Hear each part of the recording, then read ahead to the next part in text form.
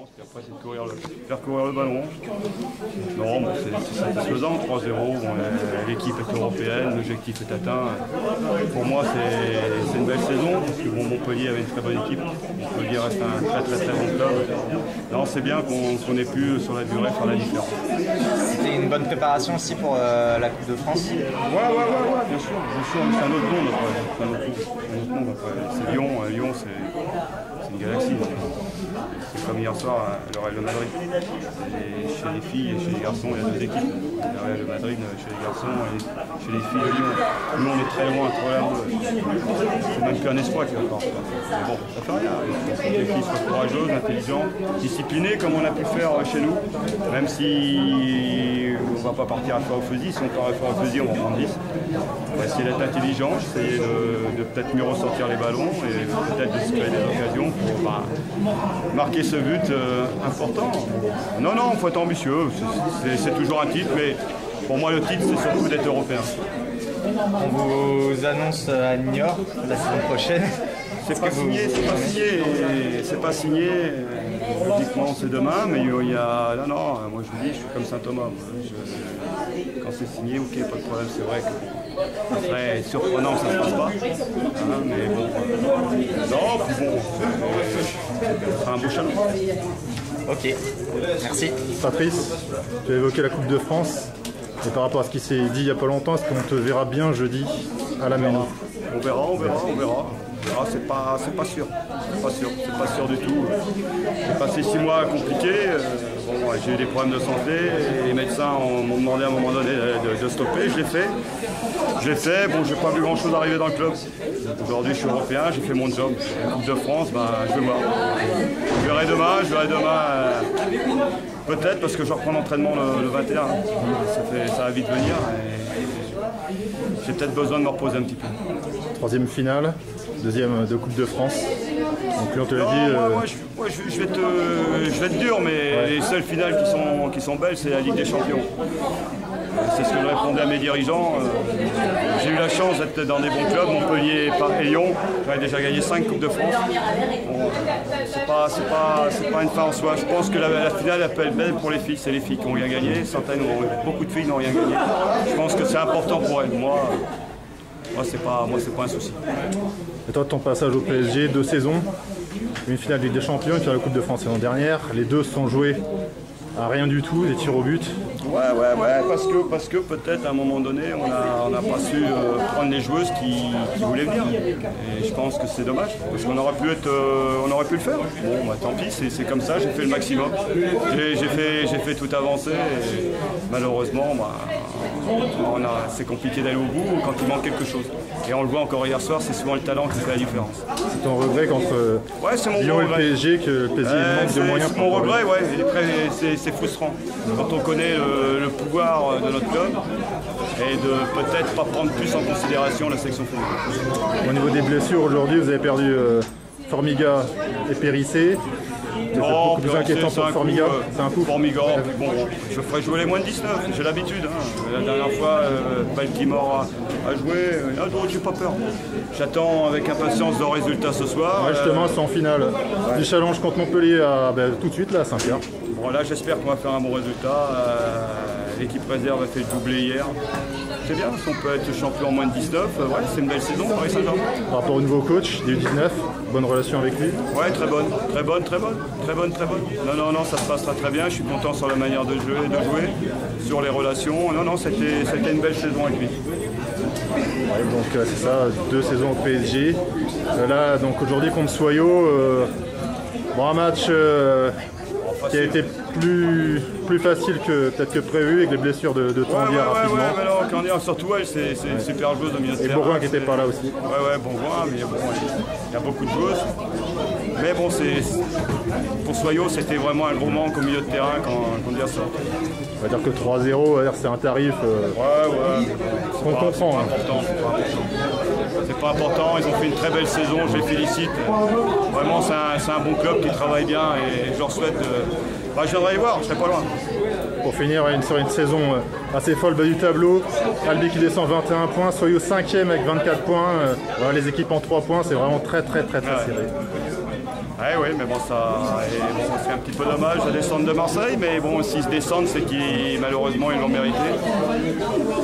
Albi, c'était difficile, mais franchement, je pensais que Rodez aurait eu des difficultés cette année. Rodez a gagné les 2 matchs qu'il fallait. Ouais. Et franchement, ils ont été costauds quand même pour aller chercher ce match. Bon, Patrice, bravo pour cette place en Ligue des Champions la saison prochaine. Merci, c'est gentil. Et puis on te reverra peut-être bientôt. Merci. Bonne continuation pour la suite, merci. Mais objectif atteint avec la 5e place.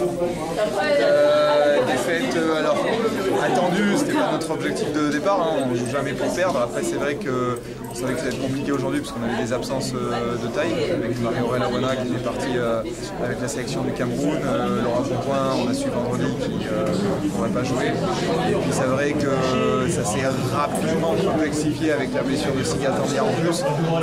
Voilà, ça devenait mission impossible pendant le temps où on est à 10, en plus on prend ce but, donc voilà, c'était très compliqué aujourd'hui au vu de l'effectif qu'on avait, même si voilà, les filles ont fait malgré tout une belle prestation, on a fait que défendre et on ne pouvait pas espérer beaucoup plus aujourd'hui.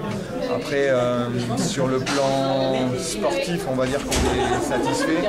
On finit 5e, c'est un super résultat.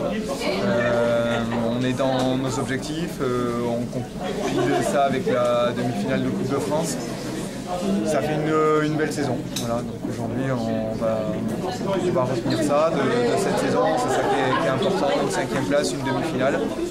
Voilà, ça fait un bilan bien rempli. Et puis en plus de ça, on a pu donner du temps de jeu aujourd'hui à des jeunes, parce qu'on avait Camille Collin qui a eu 18 qui jouait en défense centrale, il est sorti, on a fait rentrer Caroline Canon qui a eu 19, et quand Elise Courel est sortie, on a fait rentrer Manon Morera qui a eu 17. Donc voilà, il y a aussi une formation à Soyaux, c'est important de le mettre en avant. À partir du moment où le match était plié au niveau du score, c'est aussi l'occasion de donner du temps de jeu et de l'expérience à ces jeunes-là. On a pu le faire aujourd'hui et voilà, il y a des filles qui ont montré de bonnes choses. Pour l'année prochaine aussi notamment, ces entrées-là pour peut-être les préparer à plus de solutions pour l'année prochaine. Oui, alors Camille Collin et Clémentine Canon, on a déjà dit, font partie du groupe B1 intégralité pour la saison prochaine. Après, pour Manon Morera, elle est encore plus le 17, donc elle sera juste 18. Elle continuera à s'entraîner en fonction de son but du temps avec la D1 au maximum, mais elle sera aussi en terminale, donc c'est une année importante le bac. Et puis après, voilà, elle jouera avec les 19. Et puis après, sur une saison comme là, on ne sait jamais ce qui peut se passer. Et c'est une joueuse qui a beaucoup de qualité et sur laquelle on souhaite effectivement continuer à travailler. Objectif peut-être plus haut l'année prochaine ou il y a encore des marches trop importantes en D1 féminine? Non, l'objectif sera plus haut l'année prochaine. Le recrutement qu'on fait va dans ce sens-là. Aujourd'hui, je pense que je ne sais pas ce qu'a fait le Paris FC. 0-0. 0-0, donc ils finissent à 30 points, on est à 24. On est à 6 points. Quand on voit les points qu'on a laissé filer bêtement cette saison, comme des équipes comme Guingamp, comme Albi à domicile, voilà, il y a largement encore de quoi prendre ces points pour aller chercher et titiller cette 4e place. Ok, merci. Sébastien, pour revenir à ce match, ce qu'on peut trouver du positif, c'est de dire qu'on a perdu entre guillemets que 3-0, parce qu'on va dire que les éléments étaient vraiment très contraires. Comme tu l'as dit, Laura Bourgoin ne pouvait pas jouer, Siga Tandia qui se blesse assez rapidement, Marie-Aurèle Awona qui n'était pas là, plus les joueuses qui étaient parties intersaison. Quand on finit vraiment plus que sur la jante, ce championnat, ça a failli être le match de trop, mais au final on s'en sort qu'avec 3-0 avec des filles qui ont défendu, qui n'ont rien lâché durant notamment la deuxième mi-temps. C'est ça, après de toute façon, comme je l'ai dit à la mi-temps aux filles, on sait que ça va être très compliqué, on sait qu'on va avoir le ballon et avec l'effectif qu'on avait à ce moment-là, j'aurais dit maintenant il faut faire preuve de solidarité pour essayer d'en prendre le moins possible et voilà, faire honneur, je dirais, à notre statut aujourd'hui, parce qu'on ne peut pas se permettre de prendre 5-6-0 sur un match comme ça aujourd'hui, même si on est grandement diminué. Donc c'est ce qu'elles ont su faire. On a eu du mal à repartir sur le début de la deuxième, on prend deux tout de suite et voilà, elles ont su se remobiliser pour essayer de mettre la solidarité qu'il faut dans ce genre de match pour pas complètement couler. Ce qui ressort de cette saison, c'est qu'il y a une bien meilleure défense que les saisons précédentes. Si je ne dis pas de bêtises, c'est la meilleure saison défensivement en termes de buts encaissés depuis la saison 2007-2008. Voilà, gros bloc défensif, ça change des grosses défaites qu'on a vécues la saison dernière avec 10-0, 9-0 encaissés 2 fois contre Lyon. Donc sur 3 matchs avec 28 buts encaissés. Là on finit avec 36 buts encaissés si je ne dis pas de bêtises. Donc voilà, c'est vrai que ça fait un écart. Et au niveau de l'attaque par contre, c'est la moins bonne saison au niveau offensif but marqué depuis la saison 2009-2010, la première descente en D1. Donc je suppose que ça, ce qu'il va falloir travailler la saison prochaine, marquer plus. Ouais, de toute façon, on cherche toujours à être performant dans les deux domaines. Hein. On sait que malgré tout, on se doit prendre moins de buts parce qu'il y a eu beaucoup de matchs où on a pris un but, 2 buts sur lesquels. Le match de Montpellier, il y a eu craquage à la fin. Montpellier, il y a eu craquage à la fin. Et encore, je dirais Montpellier, c'est un gros, mais voilà, il y a les 2 matchs contre Guingamp. On prend des buts 85, 88, 89. À Albi, on fait un but partout. Voilà, à chaque fois, on en prend un, on en prend 2. C'est sûr que sur le secteur offensif, on doit pouvoir marquer plus. Mais après, il faut aussi que défensivement, même si on a été pas trop mal, il faut qu'on fasse encore mieux. Parce que si tous les matchs, il faut en marquer 2-3 pour les gagner, ça va être compliqué. Donc on va chercher à améliorer effectivement ça, que ce soit à travers notre recrutement, que ce soit à travers les entraînements pour essayer d'être plus performant dans ces domaines. Donc, globalement, 5e cette saison, comme tu l'as dit, une demi-finale de Coupe de France. C'est vraiment une bonne saison avec les Soyaux. Je crois que si tu parlais tout à l'heure un peu d'historique et statistique, je crois que si on cumule la fois où Soyaux était classé mieux qu'à la 6e place, il faut remonter à la saison 2006-2007. Et si on cumule ça avec une demi-finale Coupe de France, ça doit remonter à 2004-2005. Donc voilà, on dirait que par rapport à ça, c'est une bonne saison. Et effectivement, je pense que 5e aujourd'hui, quand on voit les points qu'on a laissé filer par moment en cours de saison, c'est un bon classement, c'est ce qui correspond aujourd'hui au club et c'est ce qui va nous permettre, nous, d'avoir la volonté de grandir encore. Et en tout cas, le projet, les objectifs, les ambitions et les moyens qui sont mis sur cette équipe vont dans ce sens-là pour la saison prochaine. Ça, c'est important.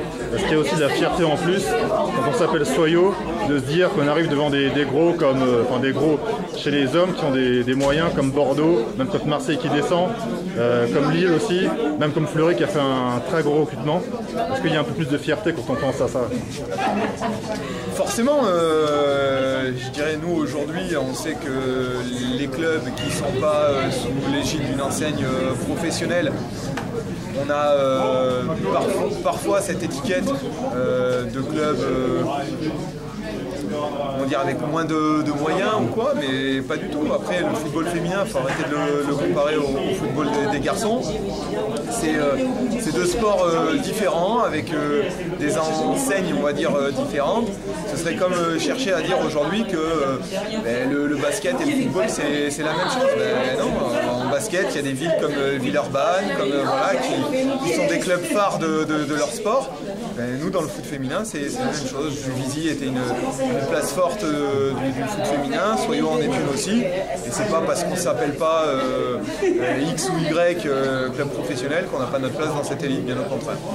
Et pour finir, tout d'abord par rapport à toi, la saison prochaine, on te revoit sur le banc des Soyaux? Ouais, je suis encore là, on travaille sur le recrutement, donc j'ai pas l'habitude de me pencher sur le recrutement si j'y suis pas. Et le projet, je vous dis, du club est ambitieux, il est intéressant et par rapport à ça, je vois pas l'intérêt d'aller chercher ailleurs. Voilà, je suis bien ici, le groupe est bien, voilà, aucune raison de bouger.